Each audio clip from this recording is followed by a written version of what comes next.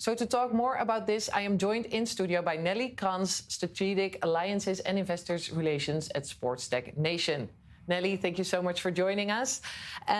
So give us a lay of the land first. Where is Israel when we look at sports tech? Are we a big player in this field? We are a player. We are, I don't know if big, but a very influential player. Okay.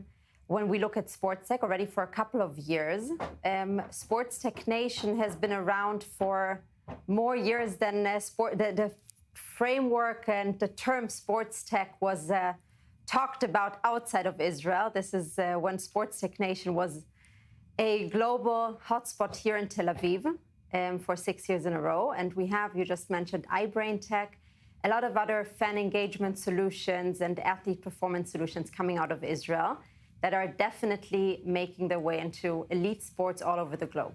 So when we talk about investment in sports, what type of investments are investors now most excited about?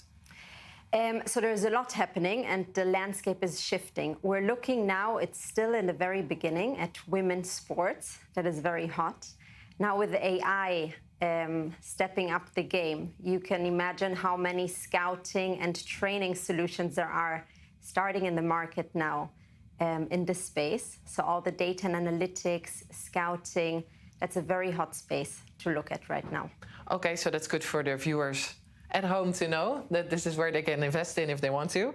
And just to round it up, what's the biggest challenge that sports tech startups face here in Israel?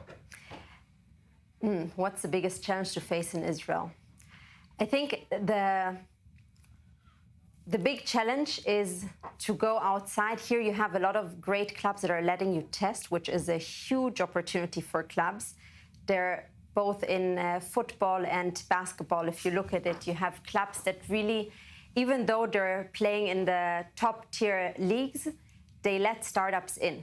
And that's actually a big opportunity. The challenge here, I think women's sports is not a topic at all, I would say. I wish it would go into this direction a bit more.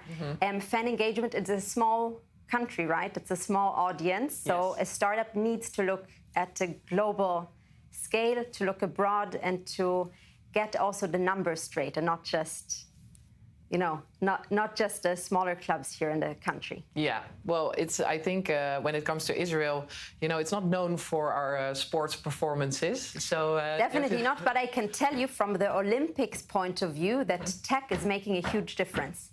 That actually the Israeli mindset is very open to tech and innovation, that other countries, for example, Germany, is not. And you can see in the ranking, in the Olympic ranking, that countries that are more open to tech and innovation are actually getting to more successes because they know how to integrate tech. And that's what makes the difference between winning and losing. Ah, wow. Okay, so there's a lot to gain here from being a startup nation.